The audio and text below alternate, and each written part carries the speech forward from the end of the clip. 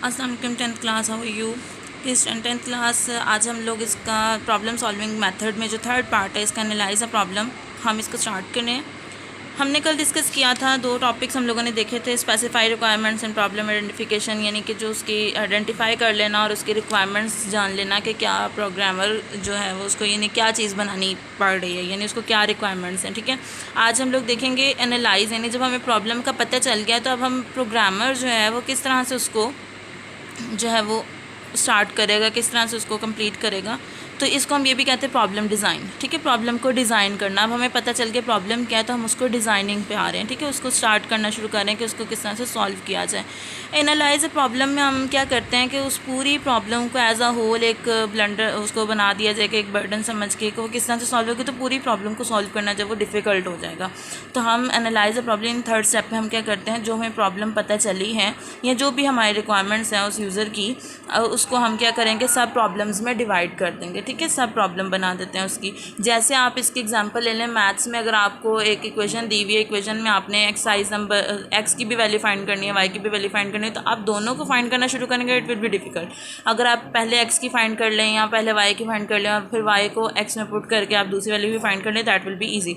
तो इसको हम कहते हैं कि ये हमने उसको सब पार्ट्स में डिवाइड कर दिया। ठीक है, तो ये जो पूरा सोल्यूशन होता है इसको हम कहते हैं टॉप डाउन डिज़ाइनिंग, या also called divide and conquer rule, यानी कि डिवाइड कर देना उसके पार्ट्स में। ठीक है, तो ये चीज़ें हम करते हैं एनालाइज द प्रॉब्लम। उसके बाद फोर्थ पार्ट आ जाता है डिज़ाइन एल्गोरिदम। एल्गोरिदम क्या चीज़ होती है, एक पेपर वर्क होता है जिसमें हम पूरे जो स्टेप्स हैं हमारे वो सारे हम पेपर के ऊपर लिखते हैं। ठीक है, एक स्टेप वाइज हम उसका पूरा डिज़ाइन करते हैं। Designing algorithm requires the development a finite list of steps to solve a problem, यानी कि एक लिस्ट बना दी जाती है कि हम उसके स्टेप्स बना दिए जाते हैं कि ये स्टेप के बाद ये स्टेप होगा तो एट द एंड हमारा जो कंप्लीट हो जाएगा काम।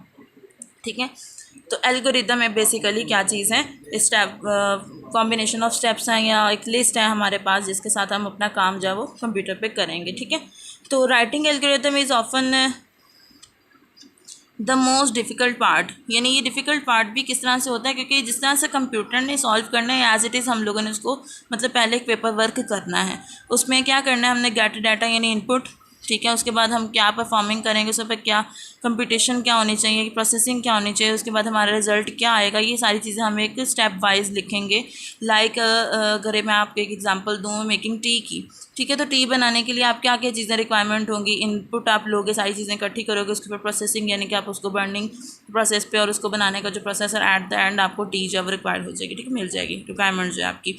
यहाँ इस तरह की बहुत सी एग्जांपल्स हैं। 2+5 है आपके पास, तो 2 और 5 दो इनपुट नंबर्स हैं। ठीक है, आप उसके ऊपर प्रोसेसिंग कर रहे हो एडिंग, तो 2+5 = 7, 7 इज़ द आउटपुट। तो ये आप इस तरह से उसको कंप्लीट करते हैं। वंस एन एल्गोरिदम जो है वो डिज़ाइन हो जाता है तो फिर क्या होता है, डेस्क चेकिंग। डेस्क चेकिंग में क्या होता है, ये इंपॉर्टेंट पार्ट होता है कि जिस तरह से कंप्यूटर ने वर्क करना है एज इट इज़, जो प्रोग्रामर है उसको खुद से एक दफ़ा चेक कर ले कि उसमें कोई प्रॉब्लम तो नहीं है। ठीक है, ये डेस्क चेकिंग प्रॉपर डेफिनेशन जो आप पढ़ेंगे, a desk checking is the process of carefully observing the working of an algorithm on paper।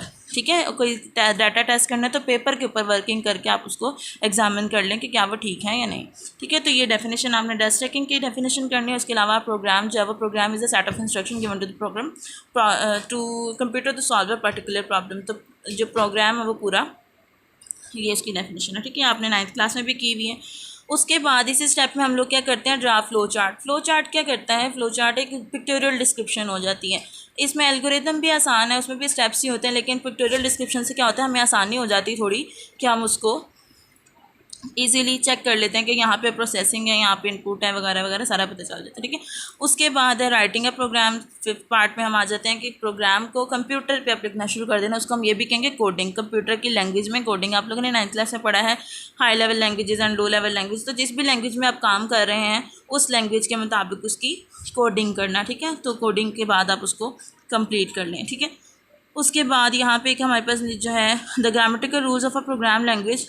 Programming language to write a program is refer to the syntax, यानी जो भी उसके अंदर rules जो हम अप्लाई कर रहे हैं उसके अंदर प्रोग्रामिंग लैंग्वेज के मुताबिक वो उसके लिए क्या है, सिंटैक्स है। ठीक है, तो सिंटैक्स में अगर कोई भी ग्रामर यानी कि उस रूल लैंग्वेज के मुताबिक जो उसकी ग्रामर है उसमें कोई भी प्रॉब्लम होगी तो उसको हम क्या बोलेंगे, सिंटैक्स एरर।